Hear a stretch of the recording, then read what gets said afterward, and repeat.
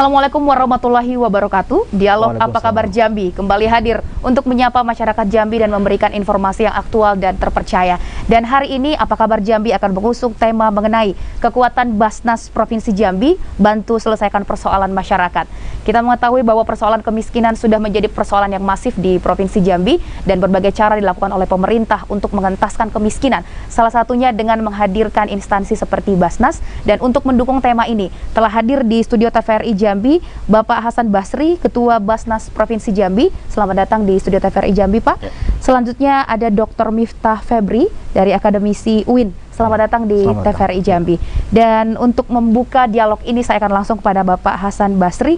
Berbicara mengenai kekuatan, tentu ada tolok ukurnya. Tolok ukur Basnas untuk mengukur kekuatannya menyelesaikan masalah di Provinsi Jambi seperti apa, Pak? Terima kasih. Assalamualaikum warahmatullahi wabarakatuh. Waalaikumsalam. Segenap pemirsa TVRI dimanapun Anda berada, Basnas itu lembaga non-struktural, lembaga resmi pemerintah yang ditugaskan oleh negara lewat Undang-Undang Nomor 23 Tahun 2011 untuk mengumpulkan zakat dan mendistribusikan zakat serta mempertanggungjawabkan pengumpulan dan pendistribusian itu. Ya.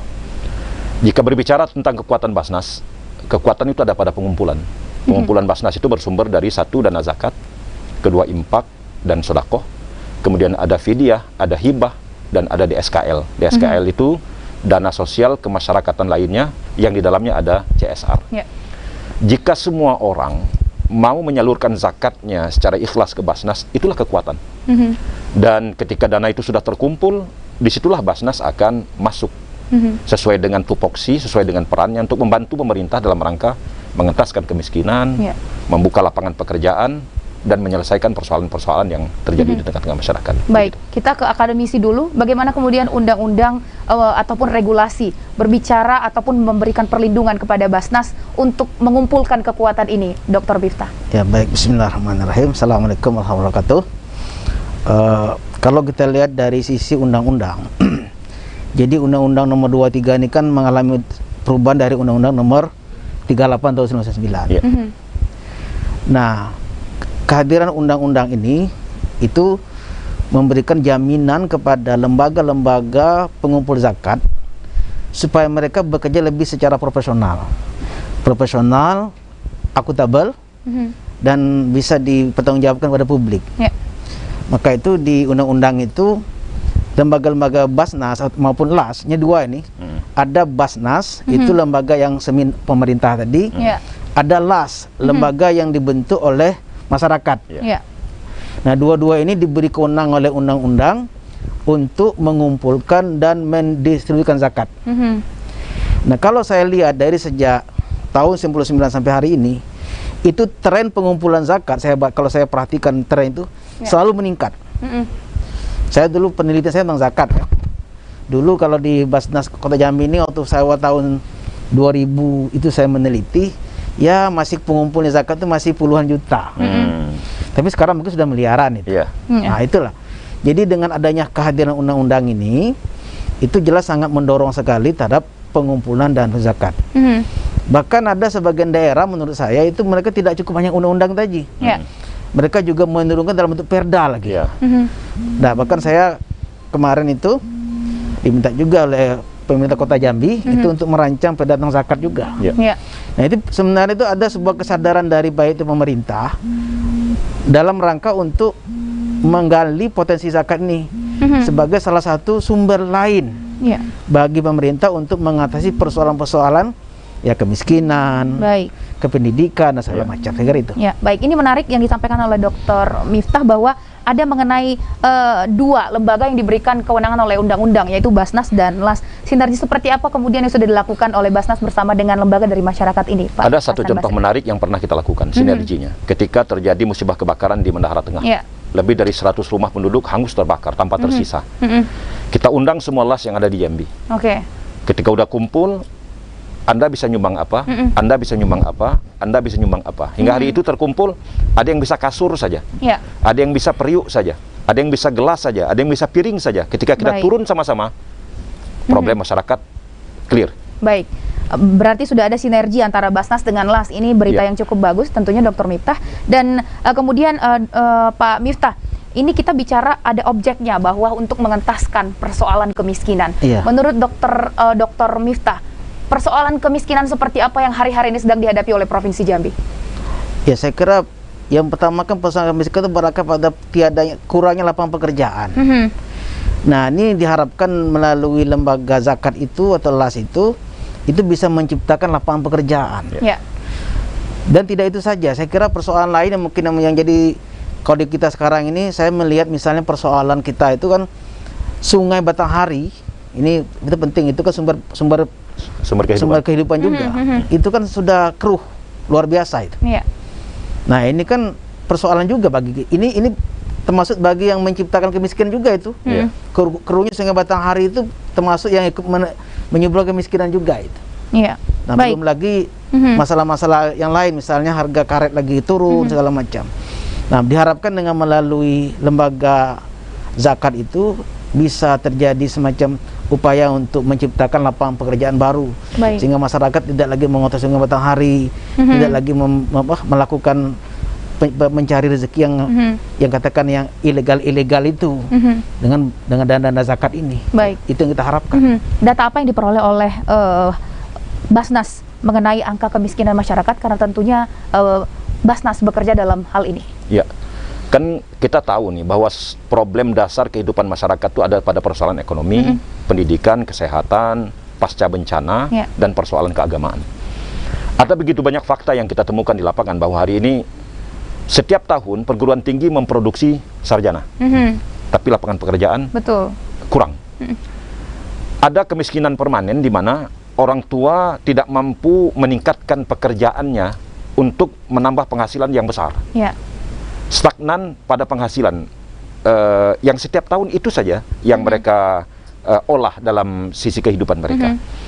Maka dari itu Basnas dengan 5 payung program besar, kita mencoba untuk berpartisipasi dalam rangka satu, mengurangi kemiskinan, yang kedua menciptakan lapangan pekerjaan, wabil khusus kepada kaum milenial.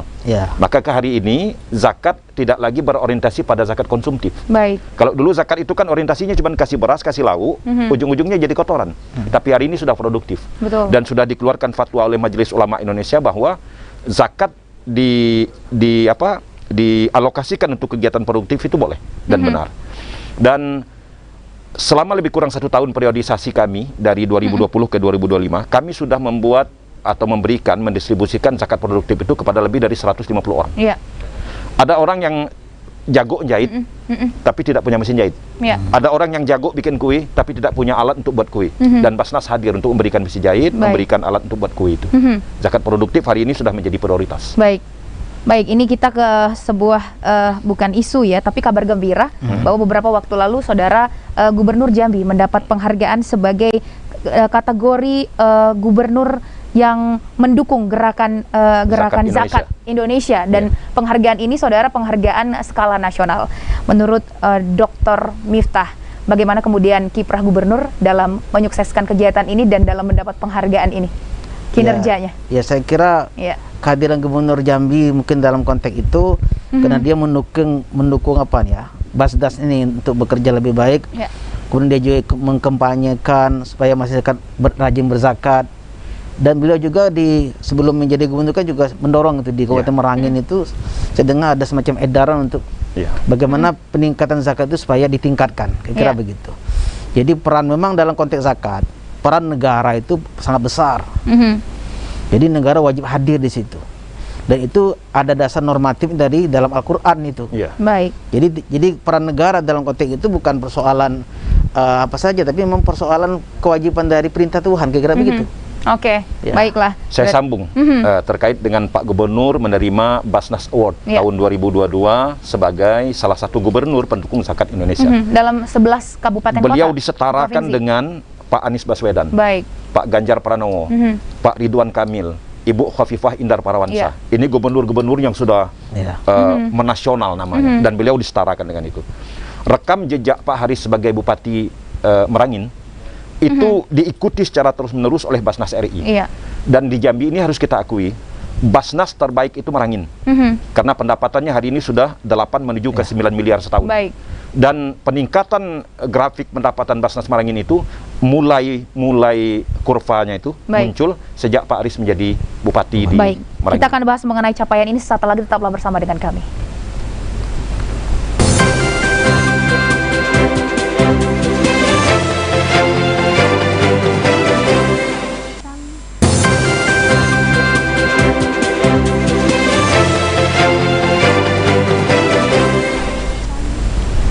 Anda masih bersama dengan kami, saudara, dan kita sudah membahas mengenai capaian Gubernur Jambi dalam Basnas Award secara nasional pada beberapa waktu yang lalu, dan silakan dilanjutkan untuk Pak Hasan Basri mengenai capaian Merangin yang 8 menuju 9 miliar ya Pak ya. Ya. Silakan dilanjutkan. Tadi udah dijelaskan oleh Pak Dr. Miftah bahwa di samping undang-undang menjadi payung besar kita dalam berbuat, di Merangin itu udah ada perda, sudah ada perbub.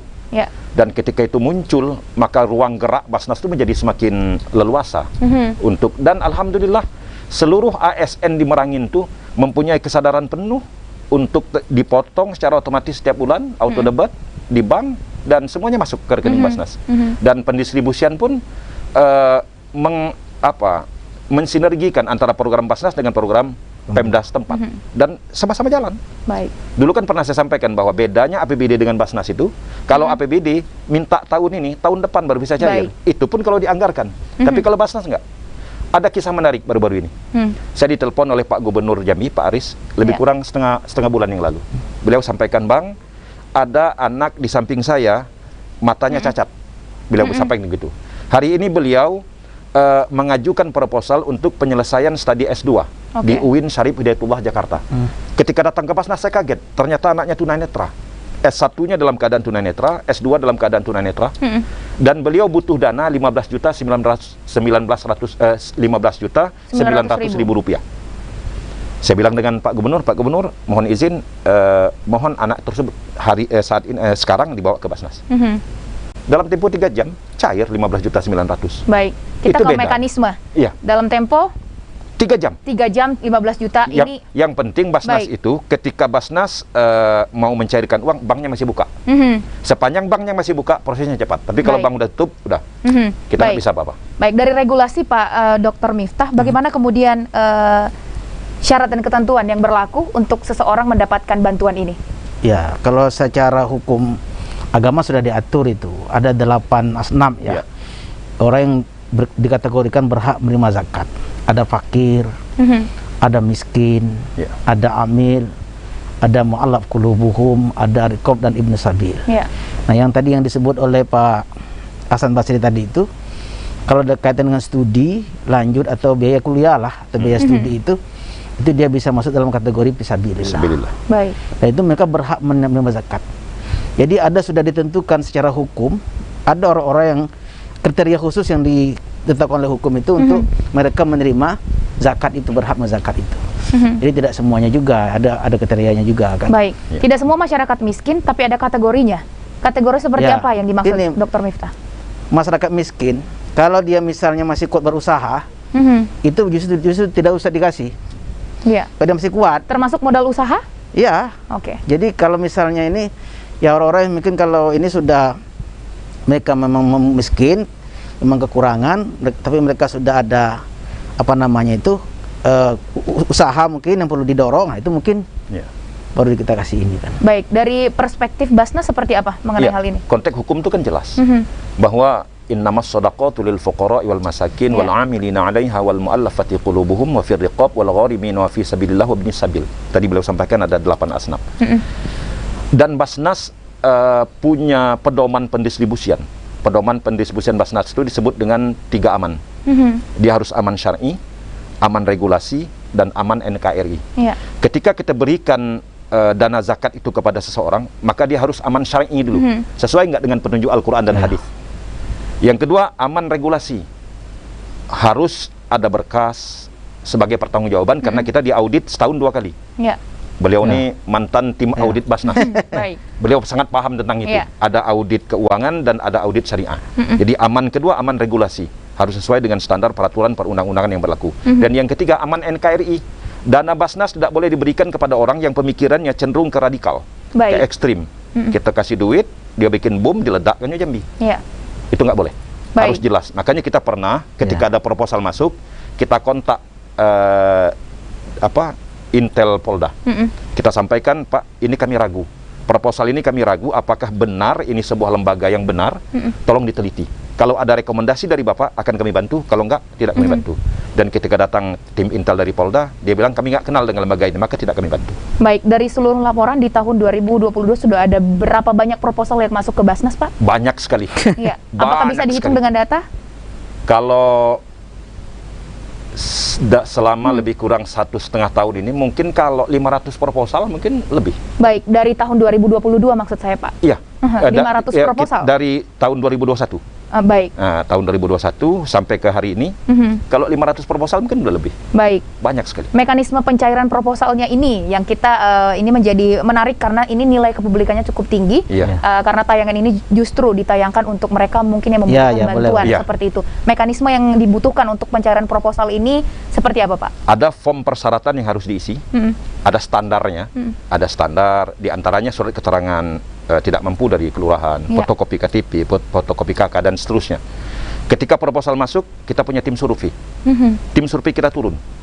Dan tim survei ini sudah disumpah nih, Pak Dokter, jangan main-main dengan survei. Ada rokib dan atid di kiri dan kanan. Kalau perbuatan Anda baik, yang kanan yang mencatat. Kalau Anda survei main-main, yang kiri yang catat.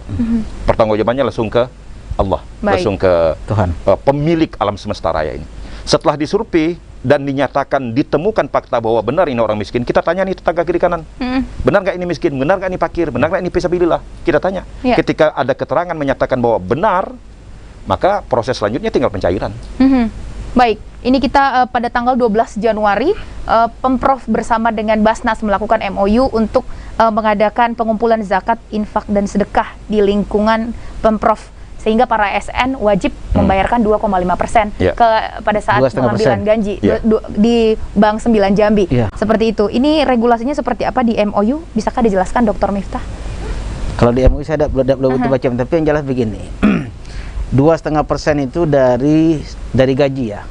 Sebenarnya 2,5% itu bukan dari gaji saja, dari pendapatan. Ya, termasuklah honorarium segala macam. Itu 2,5% bukan dari gaji, itu dari pendapatan. Jadi kalau mau dihitung dari hanya gaji, kecil sekali. Jadi kalau dari segi pendapatan orang bisa ukur sendirilah. Jadi dia akan bisa ngitung berapa gaji dia sebulan, berapa honorarium dia pasti. Kalau misalnya 10 juta sebulan total pendapatan itu, dia wajib keluarkan 2,5%, berapa 250.000 rupiah. Kalau 20 juta 500.000 rupiah. Kan gampang itu. Nah, di sini ada memang satu sisi dengan MOU itu ada sedikit semacam setengah memaksa lah bagi ASN untuk melakukan zakatnya. Tapi pada sisi lain ada juga sebuah kesadaran yang tadi itu, kalau hanya gaji kecil kan, jadi harus juga menghitung di samping gaji dan pendapatan.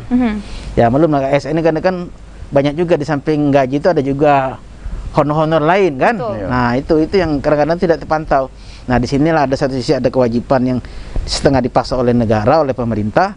Sisi lain ada kesadaran dari para muzaki sendiri untuk secara ikhlas lah menyetorkan zakatnya melalui lembaga yang sudah ditunjuk oleh pemerintah. Baik, karena beberapa waktu lalu Pak Hasan Basri di sela-sela break kita sudah berbicara bahwa kita telusuri di platform media sosial terdapat penolakan-penolakan tertentu karena seperti memaksa, seperti itu. Kira-kira gimana pendapatnya Pak Hasan Basri? Saya punya keyakinan bahwa orang yang hari ini masih berkomentar miring karena dia belum membaca secara utuh. Dan saya punya keyakinan sekali ketika mereka sudah membaca secara utuh dan mendengarkan penjelasan secara utuh dari masing-masing kepala OPD, kepala dinas, insya Allah semua akan sadar bahwa ini kesadaran untuk dia dan akan kembali pahalanya kepada dia. Karena alasan ataupun latar belakang dari pembuatan MOU ini adalah meningkatkan pemerataan pembangunan serta mengurangi ketimpangan. Seperti itu, justru pendapat-pendapat itu ada sekitar 15 saya kumpulkan seperti itu. Pendapat itu mengatakan bahwa ini bukan mengurangi ketimpangan tapi menambah ketimpangan karena disamaratakan semuanya, seperti itu. Karena untuk berzakat itu adalah keikhlasan mereka, seperti itu. Bagaimana Dr. Miftah? Gini, zakat itu beda dengan sedekah biasa. Ini orang harus paham ini. Zakat itu sama agak mirip dengan pajak dia. Jadi suka tidak suka boleh dipaksa itu.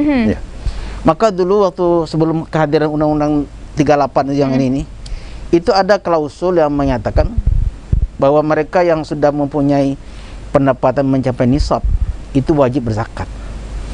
Nah, walaupun waktu itu undang-undang tidak menyertakan apabila dia tidak membayar zakat itu bagaimana tindakannya.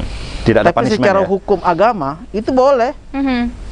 Hukum agama memang zakat itu memang ya inilah salah satu mekanisme yang ada di dalam Islam itu yang upayanya kenapa zakat itu diharuskan itu dalam rangka untuk mengurangi kesenjangan. Baik.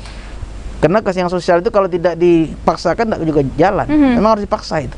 Ya karena dan kita berbagi itu dengan zakat hukum itu kan akan disebar kepada orang-orang kelompok the have not ya, yang tidak mampu itu.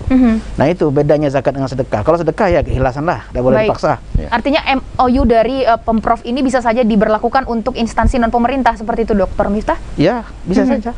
Karena Iya. pemerintah punya kewenangan itu. Secara hukum agama pemerintah mau diberi kewenangan untuk itu kok. Ya. Tidak ada apa ya? Tidak ada menurut saya undang-undang atau alasan yang tidak membatalkan itu boleh saja. Ya. Nah baik, oleh sebab itu makanya di berbagai platform itu menyebutkan bahwa ini berupa ketimpangan karena cuma diberlakukan di lingkungan ASN, tidak diberlakukan di lingkungan non ASN seperti itu. Ada informasi menaruh yang terbaru, mudah-mudahan semua mendengar. Ya. Tanggal 17 kita Basnas Award.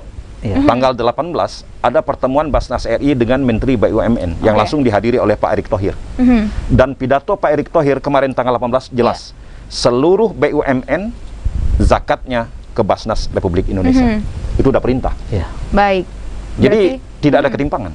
instansi Dan BUMN. kita pun di samping muzaki ASN, kita terus nih banyak muzaki dari kalangan profesional. Ya. Ada dokter, ada pengacara, ada kontraktor, dan begitu banyak lagi profesi-profesi yang terus akan kita dekati, kita ajak untuk ayo sucikan harta dengan zakat. Baik. Jadi Baik, bukan hanya ASN, kita pun yang Non ASN.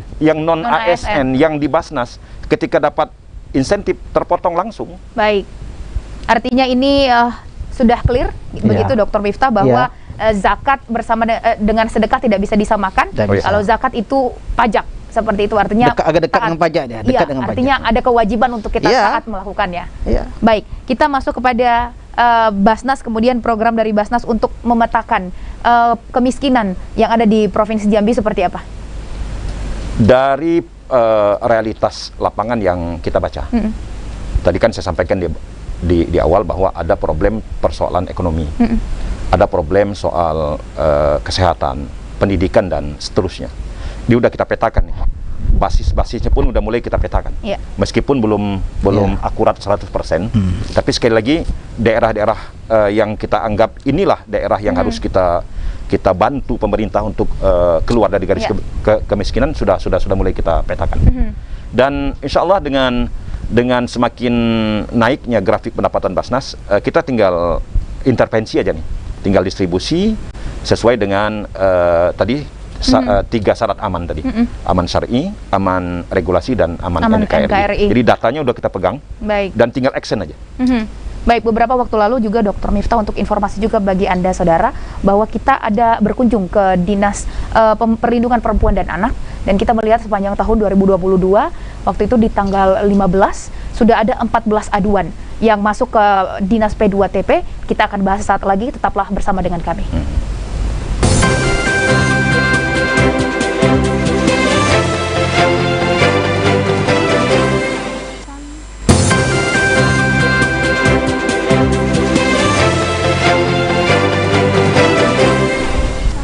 Terima kasih Anda masih bersama kami saudara, dan kita sebelum break sudah menutup dengan baik di segmen 2 beberapa waktu yang lalu. Baik, sebelum saya lanjutkan kita akan angkat telepon dulu. Halo, selamat siang. Selamat siang, Pak Sauna Lumban Terwan. Halo, selamat siang. Dengan Bapak siapa di mana, Pak?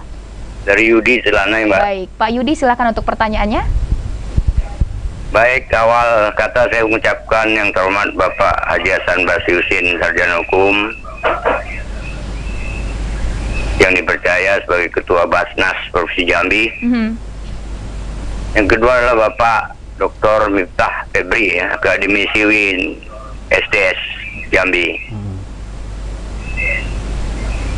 Berdasarkan data awal Januari 2022 dari statistik Provinsi Jambi, angka kemiskinan di Provinsi Jambi naik menjadi 8%. Ya. Lumayan itu. Jadi 9 kabupaten rata-rata 20 ribuan itu orang miskin. Lebih. Nah, di kota Jambi tertinggi nih orang miskin hampir 50 ribu. Ya. Lebih. Ya ini harapan kita pada sore hari inilah harus hadirnya Basnas untuk mensejahterakan masyarakat tentunya. Dan tidak lain menuju Jambi mantap sampai dengan 2024. Nah, jadi memang apa namanya itu kita berpersoalan dengan data nih, Bapak-bapak narasumber. Iya, iya. Takut kita salah sasaran. Memang data ini dari lama sekali lah, sudah permainan lama. Hati-hati. Ya. Nah, saya tertarik dari pencemaran Sungai Batanghari. Ya, ini juga menyumbang kemiskinan menurut saya. Adanya peti ilegal, ada pemodal, ada penampung, ada pekerja. Akhirnya pemodalnya pergi, masyarakatnya miskin. Iya. Itu terjadi, meninggalkan bekas yang tidak benar. Nah, saya sependapat dari bahwa ASN bukan hanya ASN regulasinya, tapi semua apa namanya itu swastanisasi. Jadi kalau dikatakan pajak ya dari Islam itu arti wajib itu. Ya. Wajib. Jadi kalau wajib ya artinya memang harus sadar masyarakat tuh. Kalau semuanya ini berbasnas ria, wah saya rasa tidak ada orang miskin di Provinsi Jambi ini. Yakin saya. Bagus, Pak. Nah, kita berdoa mudah-mudahan Basnas ini mendapat kepercayaan penuh. Itu penting. Langsung saja kepada pertanyaannya Pak Yudi. Iya, perjalanan penuh. Jadi jangan sampai Basdah ini yang menjadi masalah. Nah, agama pun mengatakan Islam itu sudah jelas dan kuat dasarnya. Ya, betul. Nah, pertanyaannya kata Mbak tadi, kepercayaan itu harus dipegang. Orang kaya harus ke Basnas. Jangan dia langsung kepada orang langsung. Iya. Nah, ini bagaimana caranya? Pengusaha itu harus ke Basnas. Baik. Menyerahkan 2,5%-nya. Itu pertanyaannya. Baik. Terima kasih Pak Yudi. Berarti ya tanda tanya ada apa? Iya. Ya. Nah, saya rasa mungkin sadar lah kan, yakinlah bahwa Pak Hasan Basiusin ini percaya gitulah Iya, iya, iya. sosoknya. Baik. Sehingga orang rame-rame berduyun-duyun antri untuk menyerahkan Basnas seksi dia. Baik. Saya rasa itu yang paling penting kata kuncinya. Terima kasih. Baik Pak Yudi, baik. Jambi mantap 2024 dapat. Baik. Terima kasih Pak Yudi. Wassalamualaikum warahmatullahi wabarakatuh. Waalaikumsalam warahmatullahi wabarakatuh. Baik, ini berhubungan dengan pembahasan kita mengenai CSR. Ya. Mungkin mengenai pengusaha bagaimana kemudian mereka tidak langsung kepada orangnya tetapi melalui Basnas. Ya. Silakan Pak Hasan. Soal literasi zakat penting sekali untuk kita dahulukan karena memang pengetahuan masyarakat terkait dengan zakat ini memang masih harus kita akui masih minim. Maka dari itu hari ini kita terus berupaya dengan segala kekuatan yang ada untuk mensosialisasikan bahwa jika berzakat ke Basnas, insya Allah terstruktur, programnya jelas, dipertanggungjawabkan. Setahun 2 kali kita diaudit, tidak ada kata main-main di dalam Basnas. Insya Allah Pak Yudi, terima kasih banyak. Kita akan terus membangun trust publik agar nanti setiap orang yang agnia, yang punya harta di atas 85 gram nisab zakat setiap tahun, mereka mau ke Basnas. Andai ada orang yang selama ini menyalurkan zakatnya secara pribadi langsung, di Basnas itu ada yang disebut dengan zakat muqayyadah. Zakat muqayyadah itu Pak Dr. Miftah serahkan uangnya ke Basnas, sekaligus kampung mana yang mau diserahkan uang itu berikut daftar namanya. Saya mau uang saya ini diserahkan di Batanghari, kampungnya namanya Ampelu. Di Ampelu itu daftar namanya 1 sampai 50. Orang-orang ini harus dapat. Itu zakat muqayyadah dan Basnas siap untuk itu. Maka dari itu kita himbau, kita ajak semua pengusaha sukses, orang-orang yang hartanya 85 gram setara dengan nilai emas, ayo berzakat ke Basnas. Jika ingin namanya disebut, ayo kita pakai sistem muqayyadah, zakat muqayyadah. Kami akan sampaikan ini zakat dari Bapak Miftah, jumlahnya sekian, harus diberikan di kampung ini, dan orang-orang yang dapat tuh daftar namanya ini. Baik. Jelas sekali udah sekarang. Ini mungkin kita mengenai sosialisasi kepada pengusaha-pengusaha ini, Dr. Miftah. Hal seperti apa yang seharusnya dilakukan? Jadi memang begini, dari dulu memang persoalan yang menyangkut Basnas ini ya persoalan trust ya. Jadi bagaimana saya seringkali mengatur, jadi di Basnas dulu tuh kita membangun trust publik kepada lembaga-lembaga zakat itu. Dan tentu mungkin melalui seperti hari ini kita untuk DPRI, kemudian mungkin ada sosialisasi lain bahwa kemudian ya sistem pelaporan keuangan.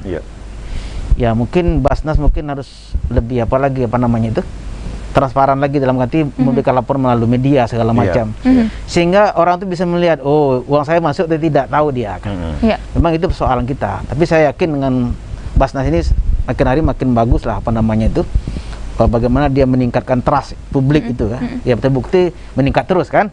Nah kalau tidak meningkat bagaimana mungkin itu apa secara bertahap trust masyarakat itu sudah mulai terbangun lah terhadap lembaga zakat ini.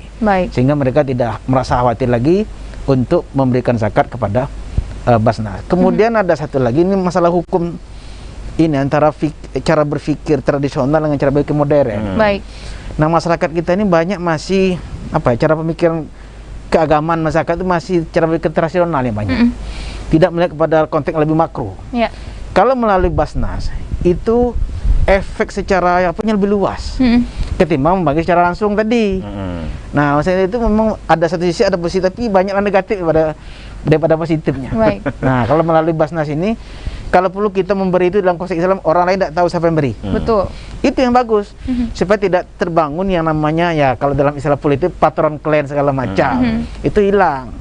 Jadi jelas itu lembaganya Basnas yang menyalurkan itu. Nah itu sebenarnya banyak nilai positifnya kalau melalui lembaga Basnas itu ketimbang membayar secara langsung tadi. Sekira itu masalahnya di situ. Ini untuk pengusaha, nanti kita masih akan masuk kepada perusahaannya, tanggung jawab sosial perusahaan, pemirsa. Dan tadi sebelum break kita sudah membahas mengenai data yang dimiliki oleh Dinas Perlindungan Perempuan dan Anak bahwa 14 aduan per tanggal 15, yang artinya setiap hari pasti ada aduan ke tempat itu dan didominasi oleh penelantaran oleh kepala keluarga. Ini menjadi topik yang menarik, justru di tengah melandainya COVID, kasus-kasus seperti ini justru semakin naik. Hal apa yang bisa dilakukan oleh Basnas untuk mengentaskan hal ini, Pak Hasan Basri? Ketika laporan resmi masuk ke kita, tadi sudah saya bilang syaratnya 3. Kita akan distribusi apabila dia aman syar'i, aman regulasi, dan aman NKRI. Sepanjang fakta yang kita temukan bahwa orang ini menurut Al-Quran adalah asnaf, mustahik, wajib kita berikan. Soal administratif itu kan bagian dari aman regulasi. Kita akan minta kepada lembaga terkait untuk menyiapkan itu. Dan setelah itu mereka akan sama-sama kita bina.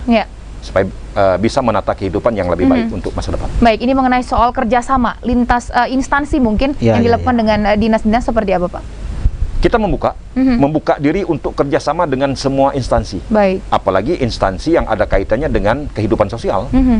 Soal orang-orang terlantar, panti jompo, anak-anak yatim, termasuk tadi ada wanita dengan beberapa anak yang diterlantarkan oleh suaminya. Kita siap kerjasama untuk itu. Baik, ini menjadi menarik tentu Dr. Miftah. Mengapa? Karena seluruh persoalan yang terjadi di negeri ini, di Provinsi Jambi, bersumber dari kesejahteraan. Dan salah satu yang perlu diperhatikan oleh Basnas adalah kesejahteraannya. Hal apa yang bisa diberikan tentang hal ini? Ya, tadi sudah, kalau di dalam zakat itu sudah jelas peruntukannya, sudah jelas kan. Dan kalau kita lihat dari segi peruntukan zakat itu kan jelas itu untuk membangun kesejahteraan masyarakat.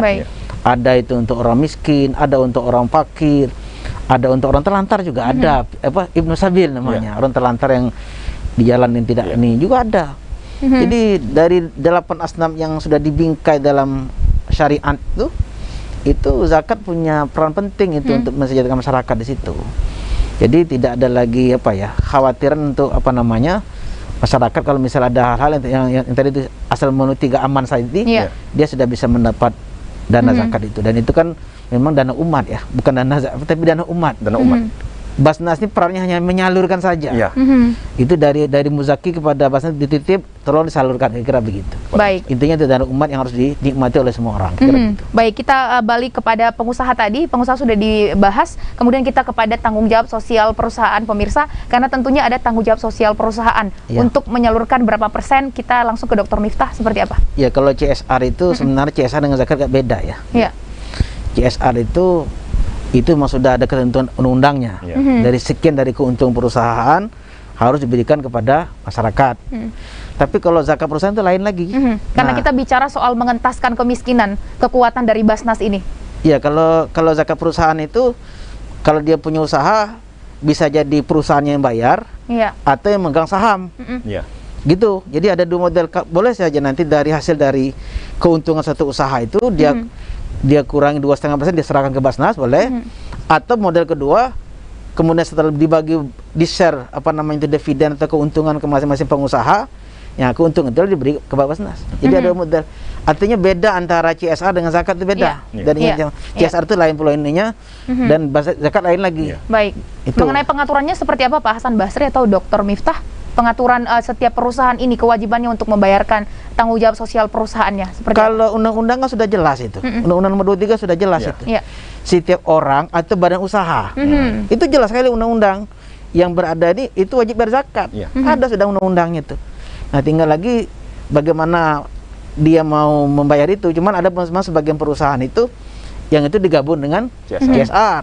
Padahal CSR dengan zakat itu satu hal yang berbeda itu.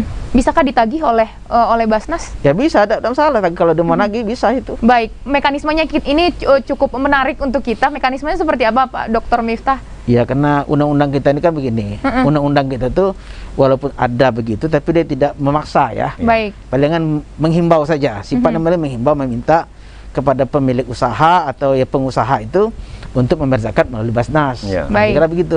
Hanya sebatas itu saja. Baik. Dia tidak punya kekuatan untuk kalau tidak bayar dia ancam, tidak bisa gitu. Baik, langsung saja kita ke pemilik data. Pak Hasan Basri seperti apa? Sudah lebih dari 500 surat yang kita kirimkan kepada lembaga, instansi, dan perusahaan-perusahaan. Isi surat itu adalah mengajak ikut serta dalam rangka partisipasi mengeluarkan zakat dan menyalurkan CSR-nya ke Basnas.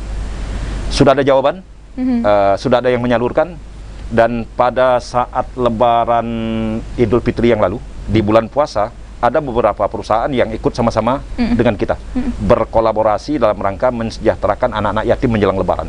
Kita ajak belanja sama-sama ke Jamtos, anak yatim silahkan pilih sesuai dengan seleranya, Basnas yang ngurus, perusahaan yang membayar. Itu udah clear. Baik. Tinggal memang belum banyak, dan mudah-mudahan dengan himbauan yang kemarin disampaikan oleh Pak Erick Thohir, Menteri BUMN, terkait dengan BUMN semuanya wajib ke Basnas. Mudah-mudahan ini akan membangun kesadaran secara universal.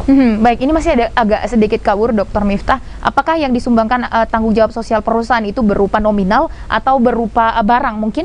Kalau kita terserah, mau nyumbang dalam bentuk nominal boleh, mau diberikan dalam bentuk barang boleh. Semua apakah nilainya dipatok? Apakah nilainya dipatok kepada perusahaan? Gini, kalau yang CSR itu bisa dalam bentuknya sedekah ya. Tapi kalau zakat ada sudah. Baik, kita ke CSR dulu nih, Dr. Miftah.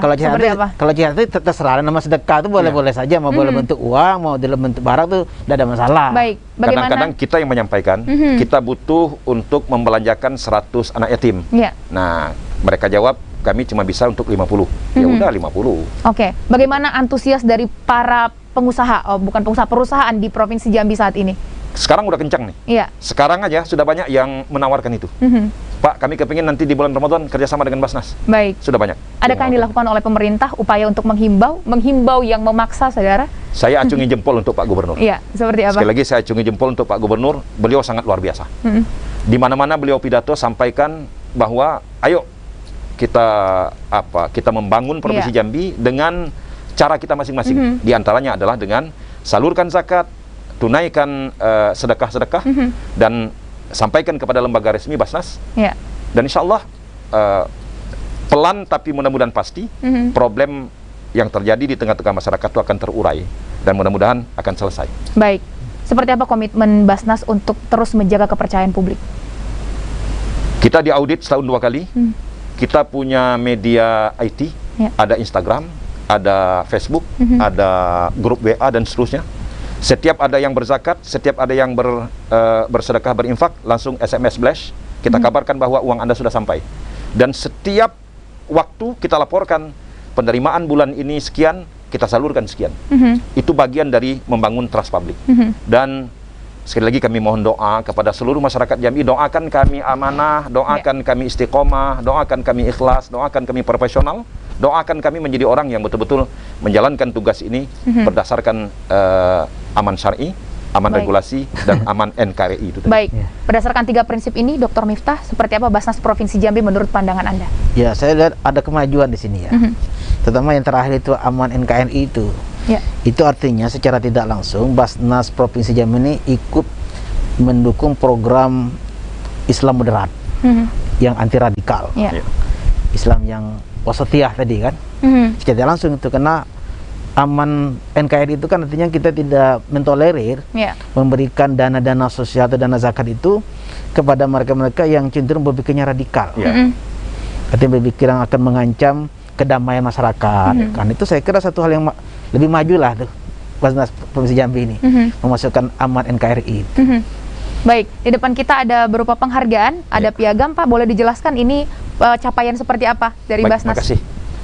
Alhamdulillah 17 Januari Jambi mendapatkan 2 Basnas Award. Satu untuk gubernur sebagai gubernur pendukung zakat Indonesia, 2 Basnas Provinsi Jambi sebagai pemenang kampanye zakat terbaik se-Indonesia.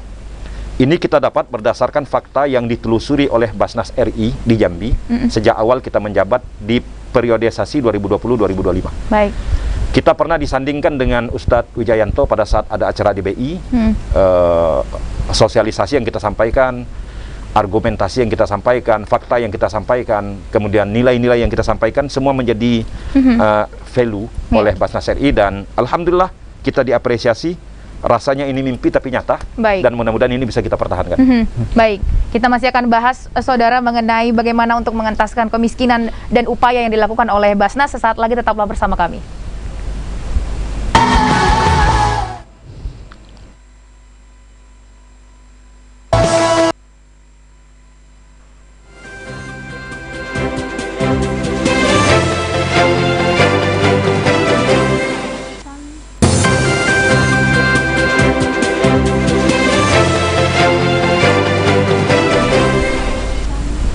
Anda masih bersama kami pemirsa, dan kita sudah sampai di penghujung acara hari ini, dan kita akan langsung mendengarkan pidato penutup yang didahului oleh Dr. Miftah. Silakan, Dokter.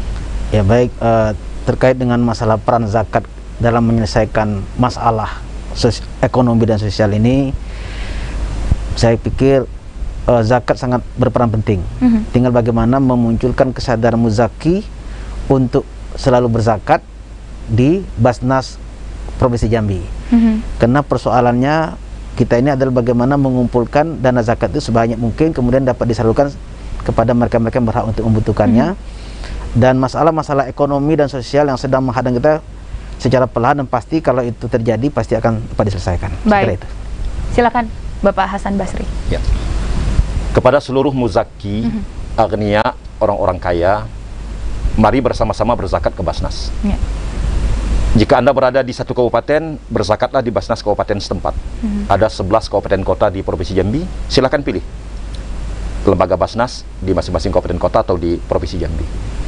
Kami punya 5 program Jambi Cerdas, orientasinya dunia pendidikan, Jambi Sehat, orientasinya dunia kesehatan, Jambi Peduli, orientasinya setiap ada musibah atau bencana, Jambi Sejahtera, orientasinya zakat produktif, dan Jambi Takwa, orientasinya adalah pembinaan mental spiritual masyarakat. Baik. Dan kami tidak akan mendistribusikan dana ini secara bebas, leluasa, kecuali berdasarkan 3 prinsip aman. Aman syar'i berdasarkan petunjuk Al-Quran, hadis, dan ijma' ulama. Aman regulasi berdasarkan peraturan perundang-undangan yang berlaku. Dan yang ketiga, aman NKRI. Dapat kami pastikan bahwa lembaga Basnas ini berdiri atas undang-undang, bekerja berdasarkan undang-undang, kemudian melakukan sesuatu sesuai dengan program yang bisa disinergikan dengan program pemerintah setempat. Jadi sekali lagi, mari berzakat ke Basnas, yakin dan percayalah bahwa kami akan bekerja secara amanah, ikhlas, istiqomah, profesional, dan kami akan mempertanggungjawabkan dunia dan akhirat. Baik, terima kasih Bapak Hasan Basri dan Dr. Miftah untuk penjelasan yang begitu luar biasa. Dan pemirsa, data bahwa Provinsi Jambi naik 8% angka kemiskinan itu merupakan suatu data yang membuat setiap kita tersadar bahwa angka kemiskinan tetap harus kita hentaskan dan program pemerintah harus kita lanjutkan. Saya Solen Lubantoruan mewakili kerabat kerja yang bertugas, mohon pamit undur diri. Selamat sore dan sampai jumpa.